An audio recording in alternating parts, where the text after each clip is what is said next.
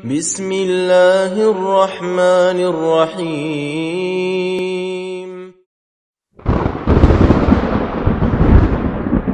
Ya, Wasil bin Atha sezaman dengan Imam Hasan al-Basri, duduk di majelis Imam Basri. Kemudian khilaf masalah murtakibil kabira. Khilaf dengan gurunya tentang masalah hukum bagi orang melakukan dosa besar. Pelaku dosa besar, bagaimana hukumnya Syekh? Khilaf dengan gurunya Imam Hasan al-Basri. Imam Hasan al-Basri mengatakan tahta masyiatillah. Di bawah kehendak Allah Azza wa Jalla, idza syaa ghafara lahu, idza syaa adzabahu. Kalau Allah menghendaki diampuni oleh dia, kalau Allah menghendaki disiksa oleh dia. Dia enggak terima. Dikeluarkan statement oleh dia prinsip bahwasanya pelaku dosa besar kalau mati dia kekal di neraka. Tapi di dunia dia tidak muslim, tidak kafir, tapi baina manzilatun fi manzilatain. Di satu tempat di antara dua tempat, muslim enggak, kafir enggak. Kemana dia pergi? Bagaimana? Ke muslim enggak diterima, ke kafir enggak terima. Kemana diterima? Bagaimana? Itu prinsip daripada Wasil bin Atha. Akhirnya apa?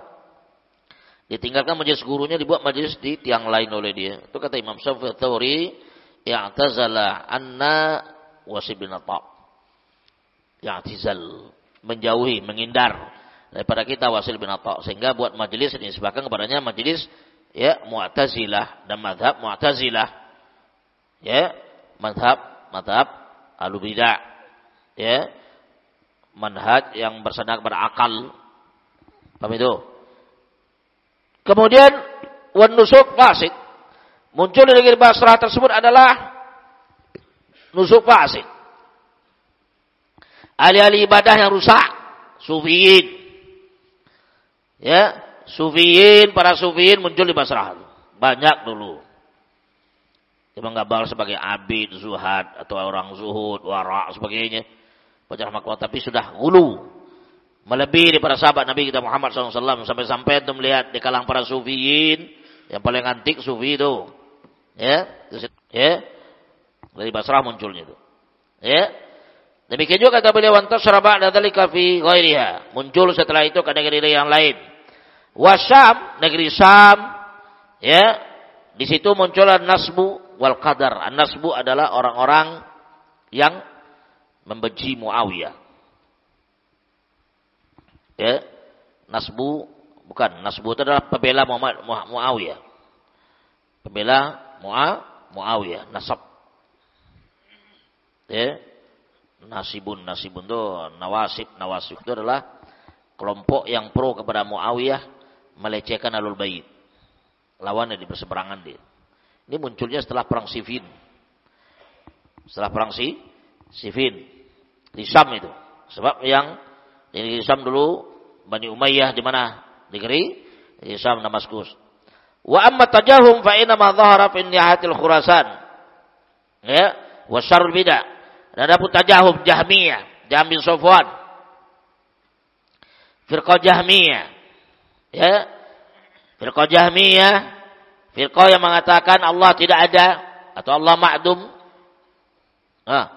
Atau Allah ada di mana-mana, Allah tidak di atas, tidak di bawah, tidak belakang, tidak depan, tidak samping, kiri wala kanan, tidak dalam alam, tidak luar alam.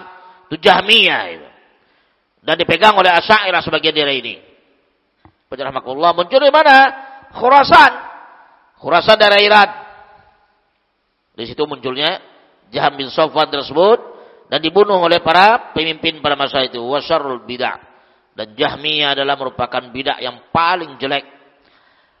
Wa kana zuhurul bid'ah bihasbil bu'd anid darin nabawiyah. Falamma hadatsatil furqah ba'da maqtali Utsman dhaharat bid'atul haruriyah. Dan adalah munculnya bid'ah itu seukuran daripada sejauh mana negeri tersebut daripada negeri Nabi kita Muhammad SAW. Tambah jauh dia daripada Madinah, tambah cepat munculnya bid'ah. Tambah jauh daripada Darun Nabawiyah, tambah jauh daripada Madinah, tambah muncul bid'ah tersebut. Dan apalagi tak kalah ya terjadi perpecahan setelah terbunuhnya Utsman bin Affan, muncullah Haruriyah. Muncullah Khawarij. Walaupun cikal bakalnya sudah ada di zaman Nabi kita Muhammad sallallahu alaihi wasallam, namun berbentuk firqah, berbentuk kelompok dan berbentuk adab, penyokong-penyokongnya dan ulama-ulamanya, dan ada tokoh-tokohnya, itu setelah terbunuhnya Utsman bin Affan. Tapi sebelumnya Pak Rahmatullah hanya berbentuk pemikiran. Tapi berbentuk, ada ulamanya, ada penyokongnya, ada pendeklarasinya, ya, ada orang yang menyokong menyebarkannya, ada orang terdepan. Itu setelah terbunuhnya Utsman bin Affan radhiyallahu anhu, yang dikenal dengan munculnya Haruriyah daripada Harura. Ya, Haruriyah dan orang Haruriyah, ya, akhwat-akhwatnya perempuannya hatta haid tetap sholat dan puasa. Itu. Orang Haruriyah, baik. Haruriyah itu, ya, orang-orang dan akhwat-akhwatnya dan muslimatnya, walaupun haid dia tetap puasa, tetap sholat. Itu prinsip berkait. Oleh subhanallahi bidah, pemikiran-pemikiran bidah itu banyak muncul. Dan ini kalau kita tidak tahu, rahmatullah nggak tahu firqah-firqah seperti ini, ditelan gitu. Ditelan. Ya. Sekarang orang banyak rahmatullah kajian-kajian firqah itu takut orang mendengarnya. Ya. Grogi dia, pobi. Merasa risih. Merasa kurang srek. Tapi kalau kajian-kajian teduh-teduh, atau teduhan tuh, kajian-kajian teduh aja, itu senang. Tapi kalau sudah kajian-kajian firqah-firqah, baca rahmatullah, malas dia. Ya sebab orang kalau nggak tahu tentang firqah yang sesat menyesatkan, ditelan oleh firqah itu dia. Udah banyak manusia kalian lihat, nggak paham liberal, masuk liberal dia. Jangan itu, orang nggak paham syirik itu kesyirik. Orang nggak paham syirik, dia jatuh ke syirik. Nggak paham dia bid'ah, jatuh kepada bid'ah. Tanpa dia rasakan. Ya, oleh karena itu rahmatullah, kalau orang tidak mempelajari tentang firaq-firaq yang ada, baik yang hari ini atau sebelumnya, karena merupakan warisan. Likulli qaumin warith. Setiap kaum itu ada pewarisnya. Sebenarnya firqah-firqah yang ada di hari ini juga adalah merupakan perpanjangan daripada firqah-firqah yang ada di zaman dahulu. Pemikiran Jahmiyah ada dari ini. Asy'ariyah ada berbentuk kelompok besar di dunia. Bahkan dibanggakan oleh mereka 95%. Asy'ariyah Maturidiyah. Hatta 100%. Sesat ya sesat. 100%. Nilai kebenaran bukan banyak baca rahmatullah. Nilai kebenaran dari Al-Quran dan Sunnah. Orang Asy'ariyah Maturidiyah bangga itu. Maka bangga dengan dunia mereka paling banyak. Baca rahmatullah. Bukan banyak nilai. Pemikiran Mu'tazilah dari ini. Syiah Rafidah ada. Sufi banyak. Oleh baca rahmatullah. Kalau orang tidak memahami itu, ditelan oleh dia.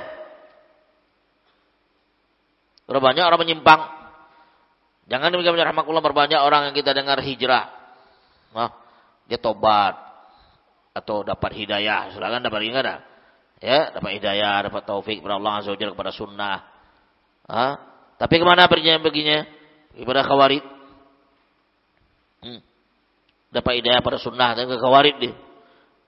Apa cuma? Jangan kita merasa fobi atau merasa riskan kalau pembicaraan-pembicaraan para masyayikh dan para ulama kita tentang firqah-firqah yang ada. Jangan. Harus kita pelajari. Kalau kita nggak pelajari, hilang. Ketelan kita. Kalian anggap enteng itu. Itu masalah din, masalah manhaj dan din, masalah agama mahal.